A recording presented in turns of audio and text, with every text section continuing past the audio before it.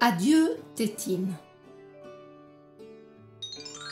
Depuis longtemps déjà, Corentin vivait avec sa Tétine. Il s'endormait avec elle, se réveillait avec elle, se promenait avec elle. Jamais il ne la quittait, sauf pour manger bien sûr. 2 fois déjà, il avait cru la perdre, mais maman l'avait retrouvée. Ce matin-là, comme tous les matins après avoir déjeuné, Corentin glissa sa petite main dans la poche de son pyjama pour prendre sa tétine. Mais il avait beau fouiller et refouiller, il ne trouvait rien. Rien, sauf un petit trou tout au fond de la poche de son joli pyjama rose et bleu.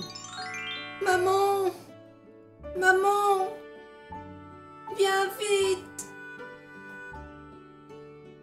« Qu'y a-t-il, mon amour? »« Ma tétine! J'ai perdu ma tétine !» s'écria Corentin, les larmes aux yeux. « Ne t'inquiète pas, nous allons la retrouver. » Maman la chercha partout, sous les chaises, sous le lit, dans les placards, sous les fauteuils, mais rien, pas de tétine. Corentin la chercha partout aussi, dans sa caisse de jouets, sous ses peluches, sous le tapis, mais rien, pas la moindre tétine à l'horizon.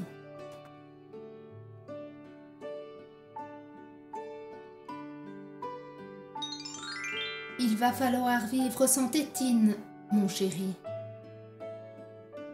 Mais comment je vais faire? Demanda Corentin.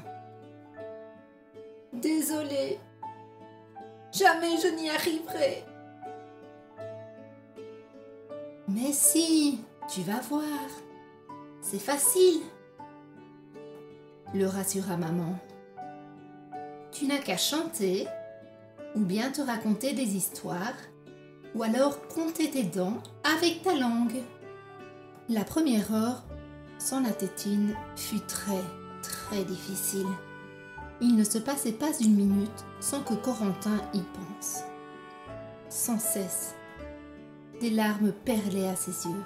Il avait beau mettre son pouce dans la bouche, ce n'était pas pareil. Il eut soudain une idée. Il avait quelques copains qui n'avaient pas de tétine, mais un mouchoir ou un bout de tissu. « Je vais essayer, » se dit-il, tout content d'avoir trouvé une solution. Il essaya donc avec un mouchoir, comme sa copine Sylvia. Mais ce n'était pas mieux que le pouce. Peut-être que mon mouchoir n'est pas assez grand, pensa-t-il. Je vais en prendre un à papa. Il courut alors vers l'armoire, grimpa sur une chaise et prit le plus grand des mouchoirs. Après 1 ou 2 essais, il dut se rendre à l'évidence. Ce n'était pas tellement mieux. Peut-être que le mouchoir de papa n'est pas assez grand, pensa-t-il. Je vais prendre un torchon. Il fila dans la cuisine, ouvrit un tiroir et hop, prit le plus grand des torchons. Mais là encore, ce n'était pas génial. Peut-être que le torchon n'est pas assez grand. Je vais prendre mon drap. Il se précipita vers son lit, tira le drap, choisit le plus joli coin et le mit dans sa bouche. « C'est nul !» se dit Corentin après quelques minutes. « Et en plus, ça prend de la place. » Il laissa donc les mouchoirs, le torchon et le drap et réfléchit à ce que maman lui avait dit. « Je vais essayer. » Il s'assit alors devant son puzzle et se mit à chanter. Et pendant quelques minutes, Corentin ne pensa plus du tout à sa tétine. « On dirait que ça marche, » murmura-t-il. Et hop, il entama une deuxième chanson. Puis une troisième et une quatrième. « Je ne peux pas chanter tout le temps, » se dit-il. « Maintenant, je vais me raconter des histoires. » Et Corentin se raconta des histoires. Des histoires de sorcières, de dragons, de princesses, toutes les histoires qu'il connaissait et toutes celles qu'il ne connaissait pas. « Je ne peux pas me raconter tout le temps des histoires, » se dit-il. « Maintenant, je vais compter mes dents avec ma langue. » Et Corentin, tout en jouant, compta ses dents. Puis, sans s'en rendre compte, continua à jouer.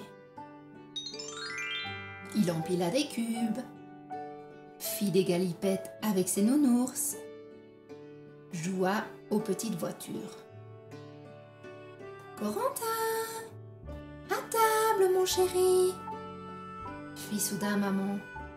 « Déjà ?»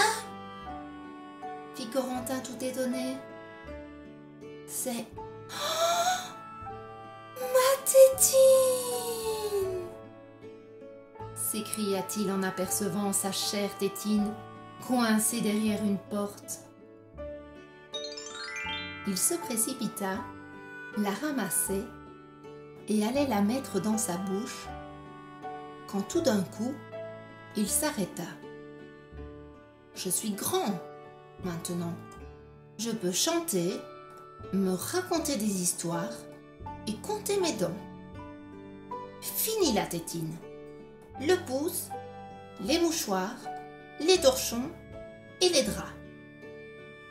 Je peux rigoler, chanter, faire des bisous. Ma tétine ne tombera plus. » Et hop, Corentin le Grand jeta sa tétine à la poubelle. Bonne nuit les petits.